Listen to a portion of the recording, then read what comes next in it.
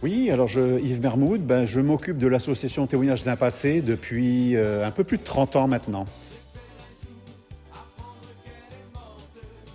Pour beaucoup de familles calédoniennes, on a des ancêtres qui viennent d'un petit peu partout en métropole notamment et qui ont eu des parcours différents. Moi j'en avais qui étaient colons feuillés, donc ils sont installés à Négropo, d'autres qui travaillaient pour les mines sur le plateau de Thio. Et puis effectivement j'ai eu des ancêtres, trois ancêtres, qui sont venus directement pour le bagne de la Nouvelle-Calédonie.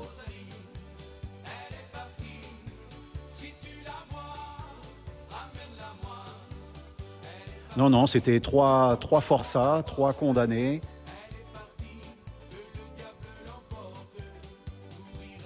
L'un, Raphaël Boisserie, venait de la Marne. Le second, Cristoforo Gastaldi, venait d'Italie. Et le troisième, Dominique Goyetch, venait du Pays Basque.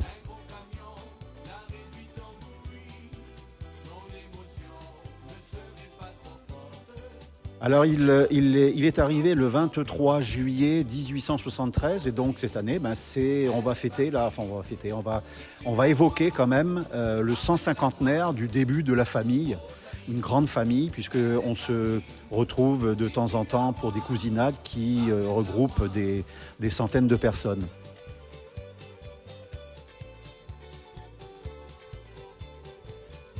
Un de mes oncles aînés de ma mère qui a fait les recherches, qui a contacté Louis-José Barbançon, qui était le spécialiste dans ce domaine-là. Et en fait, ensuite, il a regretté d'avoir recherché les raisons, puisqu'effectivement, il y avait un homicide au départ. On a découvert il y a simplement un an, à travers un journal de 1872 qui s'appelle en fait, c'est un rapport des tribunaux de l'époque, de la région du Pays Basque, et qui relate exactement l'affaire telle qu'elle s'est passée. Donc on a vraiment maintenant tous les éléments pour savoir exactement comment l'homicide s'était produit.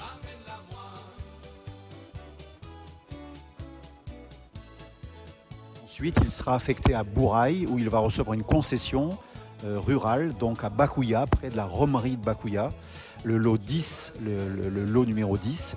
Et sa femme fera pendant des années des lettres au ministère de la Marine et des Colonies pour pouvoir rejoindre son mari. Et l'administration française souhaitait justement participer à ce regroupement familial pour pouvoir développer un peuplement européen en Nouvelle-Calédonie. Donc elle arrivera quelques années après avec ses 4 enfants. Et donc ils vont s'installer à Bakouya.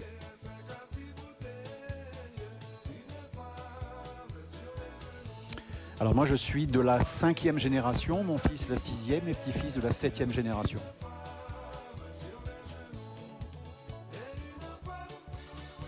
Le fameux oncle dont je parlais tout à l'heure, je pense que c'était dans les années 80.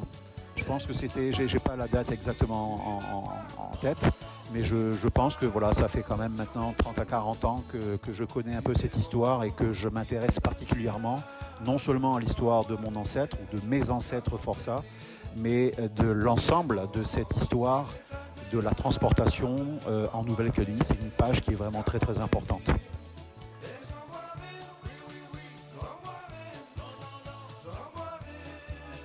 Aujourd'hui, notre génération, on a franchi le pas, on assume complètement. Je dirais même qu'à la limite, s'il n'avait pas été condamné, je ne serais pas en Calédonie aujourd'hui. Donc c'est comme ça, c'est la vie. Il faut assumer un petit peu ce passé.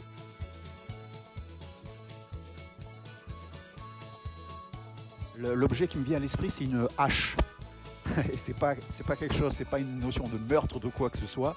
C'est le cahier qu'avait écrit mon arrière-grand-père, donc le fils du condamné, qui avait donc 7 ans quand il est arrivé en Nouvelle-Calédonie, et qui raconte que tous les jours, ses parents défrichaient les niaoulis à Bakouya, là près de Bourail, défrichaient les niaoulis à la hache.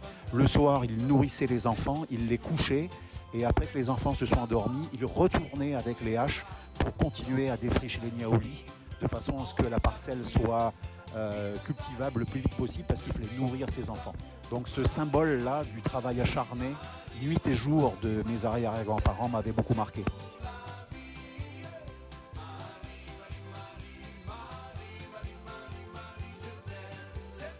Oui, il y a beaucoup de gens encore qui ignorent tout de leur histoire. Au niveau de notre famille, maintenant, ça y est, ça commence à être bien développé, bien su. Mais effectivement, moi, s'il y a des gens qui s'intéressent un petit peu à cette histoire, et ils sont très très nombreux en Nouvelle-Calédonie, parce que on a recensé des centaines et des centaines de familles très connues en Nouvelle-Calédonie qui sont directement liées au bagne. Et donc leurs descendants, ce que je peux leur dire, c'est de venir déjà découvrir le site historique de l'île Nou, de venir visiter le musée du bagne, de venir consulter les espaces de consultation où on aura tous les listes des condamnés, qu'ils soient transportés, relégués, déportés politiques, leur parcours, toutes les informations capitales.